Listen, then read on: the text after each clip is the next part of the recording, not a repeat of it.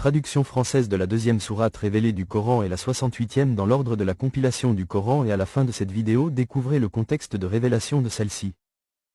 Au nom d'Allah, le tout miséricordieux, le très miséricordieux. Nun. Par la plume et ce qu'ils écrivent. Toi, Mohammed, n'es pas, par la grâce de ton Seigneur, un possédé. Et il y aura pour toi, certes, une récompense jamais ininterrompue. Et tu es certes d'une moralité imminente.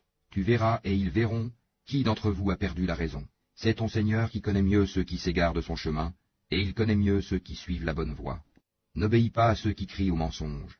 Ils aimeraient bien que tu transiges avec eux afin qu'ils transigent avec toi. Et n'obéis à aucun grand jureur méprisable, grand diffamateur, grand colporteur de médisance, grand empêcheur du bien, transgresseur, grand pécheur, au cœur dur, et en plus de cela bâtard, même s'il est doté de richesses et de nombreux enfants. Quand nos versets lui sont récités, il dit, des contes d'anciens. Nous le marquerons sur le museau, nez.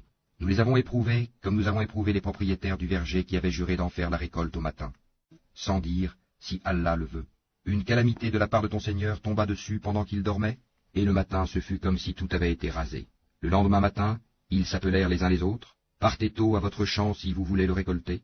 Ils allèrent donc tout en parlant entre eux à voix basse, ne laissez aucun pauvre y entrer aujourd'hui.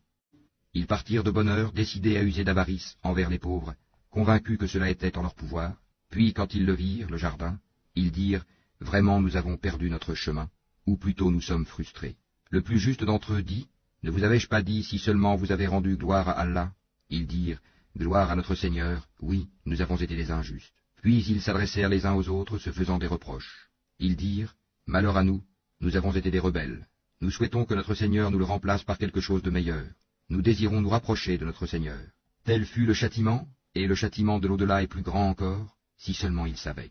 Les pieux auront auprès de leur Seigneur les jardins du délice. Traiterons-nous les soumis à Allah à la manière des criminels? Qu'avez-vous? Comment jugez-vous? Ou bien avez-vous un livre dans lequel vous apprenez qu'en vérité vous obtiendrez tout ce que vous désirez? Ou bien est-ce que vous avez obtenu de nous des serments valables jusqu'au jour de la résurrection, nous engageant à vous donner ce que vous décidez? Demande-leur qui d'entre eux en est garant. Ou encore, est-ce qu'ils sont des associés? Eh bien qu'ils fassent venir leurs associés s'ils sont véridiques. Le jour où ils affronteront les horreurs du jugement, et où ils seront appelés à la prosternation, mais ils ne le pourront pas. Leurs regards seront abaissés, et l'avilissement les couvrira. Or ils étaient appelés à la prosternation au temps où ils étaient sains et saufs. Laisse-moi donc avec quiconque traite de mensonge ce discours, nous allons les mener graduellement par où ils ne savent pas. Et je leur accorde un délai, car mon stratagème est sûr. Ou bien est-ce que tu leur demandes un salaire, les accablant ainsi d'une lourde dette? Où savent-ils l'inconnaissable? Et c'est de là qu'ils écrivent, leurs mensonges. Endure avec patience la sentence de ton Seigneur, et ne sois pas comme l'homme au poisson, Jonas, qui appela Allah dans sa grande angoisse. Si un bienfait de son Seigneur ne l'avait pas atteint, il aurait été rejeté, honni sur une terre déserte. Puis son Seigneur l'élut, et le désigna au nombre des gens de bien. Peu s'en faut que ceux qui mécroient ne te transpercent par leurs regards. Quand ils entendent le Coran, ils disent, il est certes fou. Et ce n'est qu'un rappel, adressé au monde. Le contexte de révélation de la sourate Al-Kalam. Point numéro 1. Une réponse aux calomnies révélées à la Mecque peu après la sourate Al-Alaq. Elle est la deuxième révélation reçue par le prophète Muhammad, que la prière et le salut soient sur lui. À cette période, les chefs mécois, incapables de rivaliser avec la beauté du Coran, tentaient de discréditer le prophète en l'accusant d'être un possédé ou un fou, Majnoun. La sourate s'ouvre donc par un serment divin, par la plume. Pour défendre son honneur, tu n'es pas, par la grâce de ton Seigneur, un possédé. Point numéro 2. La consécration du caractère prophétique, c'est dans ce contexte de persécution verbale que Dieu descend l'un des plus grands éloges du Coran. Et tu es certes, d'une moralité éminente. Dieu confirme que son comportement exemplaire est la preuve qu'il n'est pas fou, mais investi d'une mission divine. Point numéro 3. La parabole des gens du verger, versets 17 à 33.